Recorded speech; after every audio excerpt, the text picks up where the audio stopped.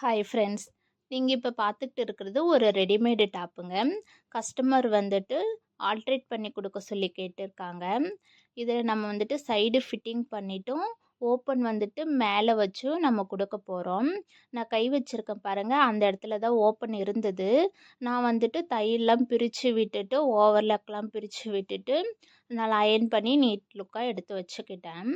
அதே மாதிரி அவங்களோட அளவுக்கு ஏத்த மாதிரி நான் ஷேப்பும் போட்டு வச்சுருக்கேன்.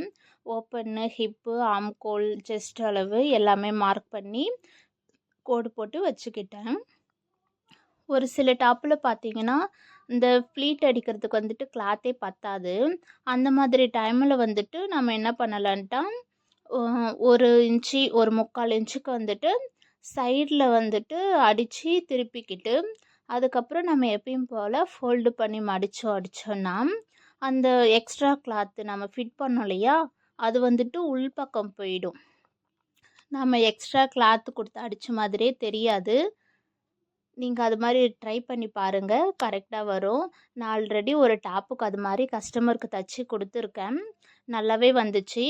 நீங்கள் அது மாதிரி எக்ஸ்ட்ரா கிளாத் அட்டாச் பண்ணுறப்போ காட்டன் கிளாத் யூஸ் பண்ணிங்கன்னா உங்களுக்கு வந்துட்டு ஸ்டிச்சிங் வந்துட்டு ஸ்ட்ரைட்டாகவும் வரும், நல்லாவும் இருக்கும். அதே மாதிரி இந்த சைடு ஓப்பன் பண்ணுறப்ப ரொம்ப கிராஸாக கட்டிங் போடாமல் கொஞ்சம் நேராக வர மாதிரி போட்டிங்கன்னா சைடில் வந்துட்டு சுருக்கம் இல்லாமல் ஷேப் வந்துட்டு நல்லா கிடைக்கும். நான் பாருங்கள், தையல் அடித்து எடுத்துக்கிட்டேன். 1/4 இன்ச்சு டிஸ்டன்ஸில் 2 தையல் போட்டு வச்சுருக்கேன். அதே மாதிரி கைக்கிட்டேயும் பாருங்கள். இதில் கைக்கு வந்துட்டு நல்லா அகலமாக கொடுத்துருக்காங்க. டிசைன் கீழே நல்லா பஃபாக பெல் ஸ்லீவ் மாதிரி தொங்குற மாதிரி கொடுத்துருக்காங்க. அதனால் கைக்கிட்ட கொஞ்சம் தான் அடிச்சிருக்கேன். அதுக்கப்புறம் ஹிப்புக்கிட்ட ஷேப் கொண்டு வந்துட்டேன். இப்போ நம்ம கட் அடிச்சுக்கிட்டு இல்லையா ஓப்பன் கிட்ட, அங்கே வந்துட்டு 2 பக்கமும் இது மாதிரி ஃபோல்டு பண்ணி பின் பண்ணி வச்சுக்கோங்க. இது மாதிரி பின் பண்ணிவிட்டு நம்ம தைக்கிறப்போ நமக்கு ஷேப் வந்துட்டு கரெக்டாக கிடைக்கும். நீங்கள் கீழே வரைக்கும் கூட இது மாதிரி மடித்து பின் பண்ணிக்கோங்க. பின் பண்ணிவிட்டு அடிச்சிட்டிங்கன்னா உங்களுக்கு அழகாக வந்துடும். நான் வந்துட்டு அடித்து முடிச்சுட்டு காட்டுறேன் பாருங்கள், ஷேப் எவ்வளோ அழகாக வந்திருக்குன்னு தெரியும். இங்கே பாருங்கள், நான் அடித்து முடிச்சிட்டேன். ஓப்பன் பகுதி எவ்வளோ நீட்டாக வந்திருக்கு பாருங்கள். 2 பக்கமுமே அழகாக வந்துடுச்சு. அதே மாதிரி நம்ம ஷேப்பும் கொடுத்துட்டோம். இது உள்பக்கம் எக்ஸ்ட்ரா கிளாத்லாம் இருக்கிறதால கொஞ்சம் சுருக்கமாக தெரியுது. இதே மாதிரி நான் இன்னொரு டாப்பும் அவங்களதே அடித்து வச்சுருக்கேன் பாருங்கள். இதுவும் ரெடிமேடு டாப்பு தான்.